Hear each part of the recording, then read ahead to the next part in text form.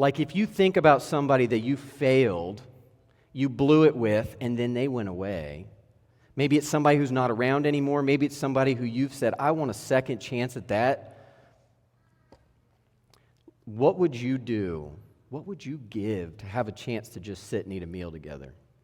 It's curious. I wonder if Jesus is saying almost like, Peter's in such a state of failure, he can never get there. He feels completely unworthy.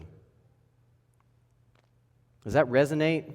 Like, I've messed up so bad, Jesus, that I know I can't give up to that level, but like, here's what I can do. And I wonder if Jesus changes it, and he almost says like, okay, like, do you even like me? Yeah, Jesus. And I wonder if what Peter's doing is just responding to the very best that he can in that moment. Like, I wonder if rather than being that bold, maybe foolhardy, charge in only to hit your head on something, like the way that Peter did where he was so bold and he said, yeah, I will die for you. I wonder if in this moment he's feeling so failed and defeated and hurt that he says, I can only do this much. And I wonder if the message of grace and love for us today from Jesus is to say, if that's all you can give me right now, I'm okay with that. I wonder if what Jesus is saying is like, I will take your best. Because what happens is to come back from that kind of failure and pain takes time. Healing takes time. I wonder if Jesus is not saying like, follow me now. We'll work toward that. Peter needs this sense of restoration with Jesus. The sense of being welcomed back into the mission at hand. Something that deals with that sense of failure, that he's not worthless. All hope is not lost. There is still hope. He can still be made new. Might take him a little time. I don't know. But he's going to need that if he's going to feed my sheep, isn't he?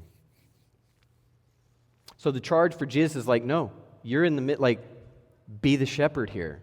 That was your calling. That's who you are. Yeah, you failed, but I'm welcoming you back. There's a restoration here in this story of Peter.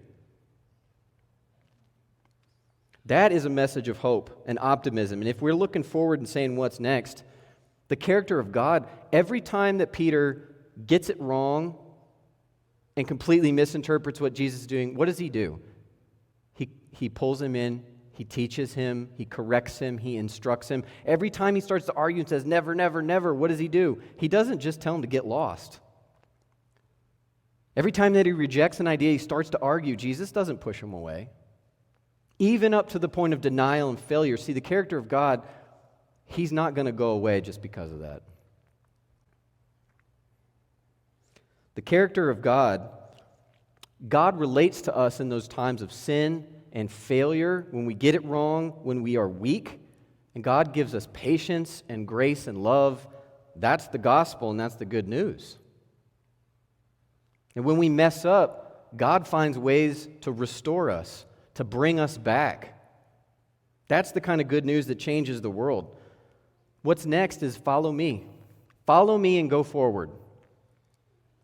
That you can be made new, you can be restored. You're still part of what's happening here. You're still important. You're still valued. It doesn't matter how many times you make mistakes. You can come back. I'm going to help you, and we're going to move forward. So what's next? What's next is following Jesus.